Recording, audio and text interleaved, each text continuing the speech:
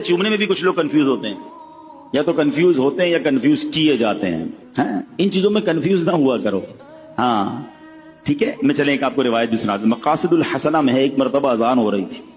جب مؤذن نے اذان میں کہا اشہد ان محمد الرسول اللہ صلی اللہ تعالی علیہ وسلم، تو عاشق اکبر، سب سے بڑے عاشق نبی پاک علیہ الصلوۃ والسلام کے حضرت ابو بکر صدیق رضی اللہ تعالیٰ عنہ نے جیسے مؤذن نے کہا ویسے ہی ان الفاظ کو ریپیٹ کیا، دہرایا، اور پھر اپنے دونوں انگوٹھے چوم کر اپنی آنکھوں سے لگائے.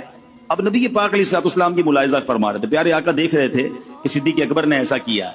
نبی پاک نے منع نہیں کیا، روکا نہیں کہ اے ابو بکر یہ کیا کر رہے ہو، بلکہ سنو کیا فرمایا. فرماتے من فعل مثل ما فعل خلیلی فقد حلت علیہ شفاعتی، یعنی میرے پیارے دوست نے ابھی جیسے کیا ہے ایسے اگر کوئی بندہ کرے گا تو میری شفاعت اس کے لیے حلال ہو گئی. ہاں یہ نصیب والوں کا حصہ ہے.